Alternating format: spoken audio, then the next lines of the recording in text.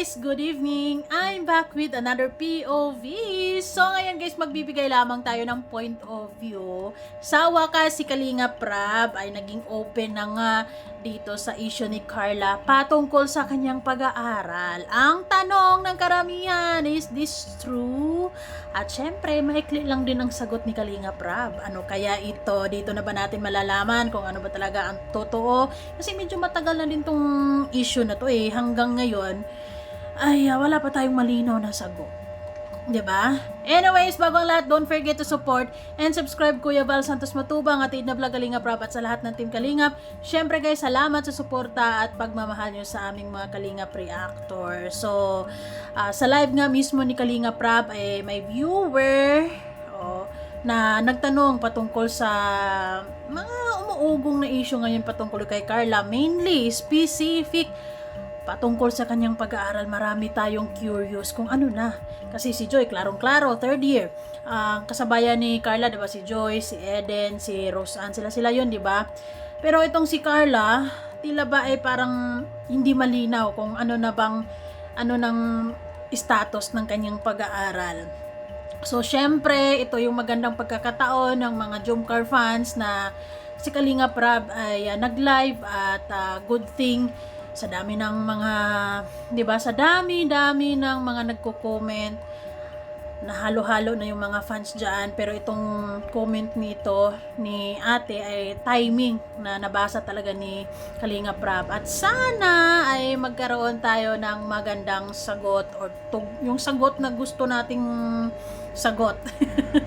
Ano ba talaga yung sagot na ito? So, sa tingin nyo ba guys, sa mga Jomcar fans, lalong-lalo na sa mga nakasubaybay talaga kay Baby Carla, sa Jomcar lalo na, sa tingin nyo ba, kumusta na ba ang pag-aaral ni Carla? At some point ba, may mga update siya sa kanyang pag-aaral dyan sa channel niya? Since nakapag-live naman siya paminsan-minsan, may upload din paminsan-minsan, meron ba siyang sinabi patungkol sa kanyang pag-aaral?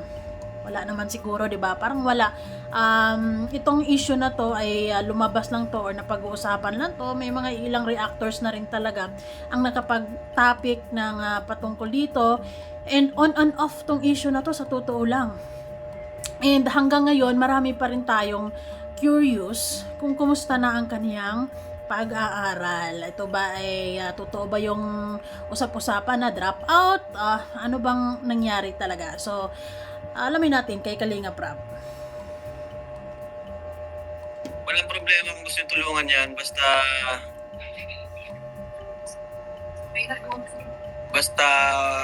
okay tayo. Kaso yun nga, di naman kami okay. Antay na siya ngayon. Wala tayong magagawa. Mas pinilan niyang maging antay. Okay. Ito ba ang issue kay Carla na hindi na siya about po sa kanyang personal na buhay, mga ganyan po medyo seryosong usapan yan. Total, may man na po si Carla, may channel na, siya na po ang bahalang magpaliwanag po sa inyo. In short, si Kalinga Prab ay hindi rin siya nagbigay ng malinaw na sagot sa tanong patungkol sa pag-aral ni Carla. Well, tama naman yung sinabi ni Kalinga Prab, which is good thing naman sa totoo lang para matuto din si Carla na maging open sa kanyang mga fans, 'di ba? Lalo na I believe na deserve din ng mga fans kung malaman kung kumusta na nga, ano ba ang nangyayari, bakit may mga ganitong usapin ngayon, unlike sa mga ibang mga Kalingap Angels na wala bang mga ganitong usapin, 'di ba? Ay, ito wala na, di ba? Kay Carla lang talaga. So is this true?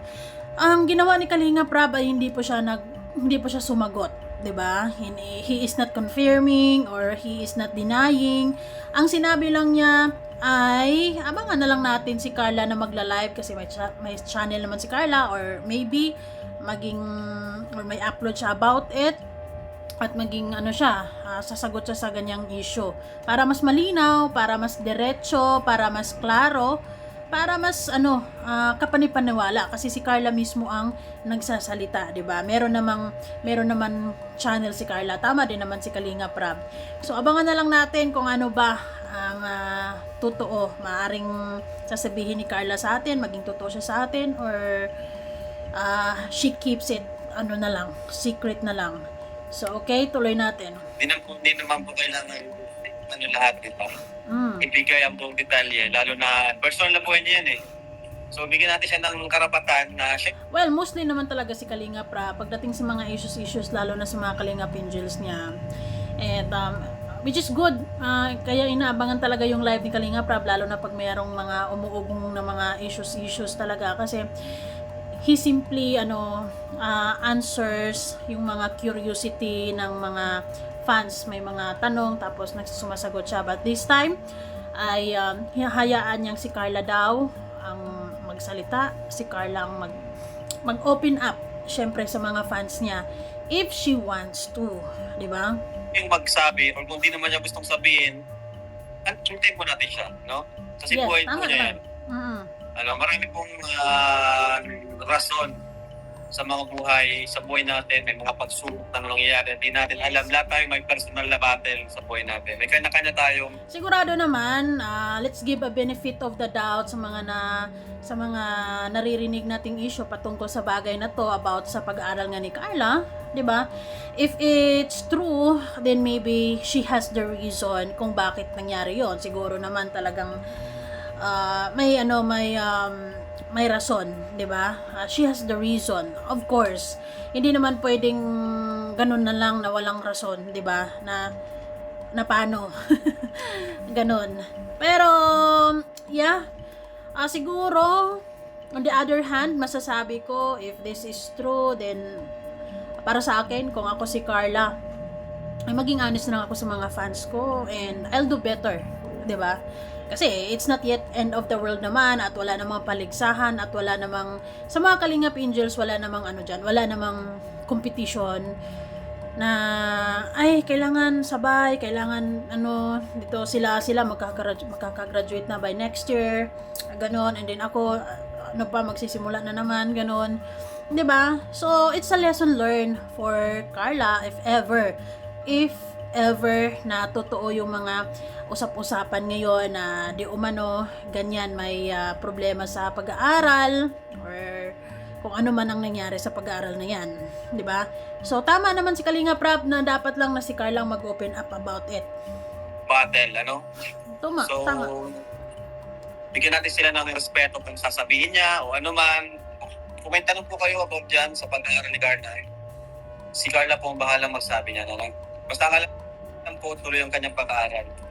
Okay, so that's it. May clue na ibinigay si Kalinga Prab. Tuloy ang kanyang pag-aaral. So, ayun, let's just wait na lang kung kailan makapag-live si Carla at maaaring maging open siya about it for once and for all ay masagot na yan at maging tahimik na rin yung mga fans na masyadong curious, masyadong concerned, masyadong nag-aalala, masyadong nag-overthink about sa bagay na yan. 'Di ba? Sa mga Kalingap Angels naman, talagang ganun talaga, hindi natin maiiwasan na may ganung chances, may ganung mga nangyayari, pero ayun na nga, for sure may reason if ever.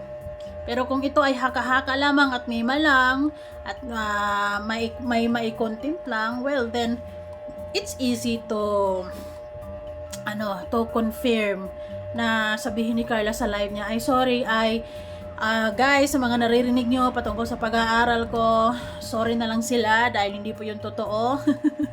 Tuloy ang ligaya. Tuloy ang pag-aaral ko. Walang ganong nangyari. It's all this and that. 'Di ba? Para matapos na ang ganitong usapin. Ganon. Maging open lang. Siguro naman hindi rin naman tumitigil si Carla sa pag-aaral, di ba? Like for example, kung totoo man, hindi naman it's not yet end of the world. Ay, hanggang dyan ka na lang, hindi ka na talaga makagraduate, di ba? Hayaan mo na, di ba? As long as nakikita pa din natin kay Carla, kahit ganyan yung nangyayari, if ever, ay andun yung willingness pa din, andun yung dedication pa din, andun yung gusto pa rin niyang makapagtapos. Kasi sa totoo lang maaring nakaapekto din talaga yung pagpupunta-punta nila sa ibang bansa, and hindi siguro siya nakapag-comply somehow like that, or whatever the reason sa personal na buhay niya, what's really going on. Kasi naman, hindi rin naman masyadong open si Carla 100% kung ano ba talaga ang mga problema, bakit naging ganyan, kung anong nakaapekto, bakit naging ganon. 'Di ba? Kasi matalino si Carla eh, 'di ba? So it's really hard to believe na may mga ganitong usapin ngayon patungkol lalo na sa pag-aaral niya, because isa siya sa mga Kalingap Angel na nakikita ko na he is really into it eh. She is really into it eh, na gustong makapagtapos, gustong makapag-aral, makapag-graduate, and this is what happened ngayon. So sa mga fans medyo di ba, it's not really convincing. At nasasaktan yung ibang mga fans na may mga ganitong usapin na nababa si Carla, na wala ding confirmation na kung ano ba ang katotohanan. So hopefully, tama nga naman si Kalingap Rap, maaring si Carla ay maging open siya sa pagla-live niya, maging honest siya, kung ano man, 'di ba? Kung totoo, so be it. Kung hindi man, just easy and relax at madaling sagutin. 'Di ba? So yun lamang guys. Maraming salamat, and I hope na sa mga Jomcar fans, relax lang, kalma lang. Kayang-kaya ni Carla 'yan. 'Di ba? Kasi masyado kasing masipag si Carla. Masyadong busy, business woman, 'di ba? Grabe, left and right, back and front kasi yung mga yung schedule ni Carla. So hindi maiwasan na yung ganong pag-aaral talagang maaring naapektuhan nga, maaring totoo, maaring hindi, malalaman natin yan sa mga susunod, 'di ba? Pero ayun na nga, may mga naririnig nga ako patungkol diyan, but mas maganda nga talaga, 'di ba? Kasi si Kalingap Rap nga ayaw nga niyang mag-confirm 'di ba? So mas maganda rin talaga nang gagaling mismo kay Carla. Kasi siya lang yung mismong makapagsabi kung anong reason kung bakit. Kasi si Kalingap Rap mismo hindi naman siya laging nakasunod kay Carla like 24/7, like lalo na pag weekdays, 'di ba? Pag school days. So si Carla lang talaga ang may alam kung bakit naging ganito, naging ganyan, bakit may mga ganyang usapin, 'di ba? Though sinasabi naman nila kapag may usok, may apoy. So ibig sabihin may katotohanan somehow. Pero wala pa ring tayo dyan. Hindi pa rin tayo sigurado kasi wala namang sinasabi si Carla so far, and also with Kalingap Rap, gusto niya manggagaling kay Carla yung sagot. So let's wait and see. Thank you so much guys, and bye-bye na muna for now. Pero ayun, sa mga fans, sa mga basher, unahan ko na kayo. Huwag kayong mag-alala kung sakaling mababalitaan yun negative. Ganun nga. Because Carla is really doing well sa buhay niya ngayon. 'Di ba? So, she must have a reason kung bakit naging ganyan. Pero nga, hintayin na lang natin. Thank you! Bye!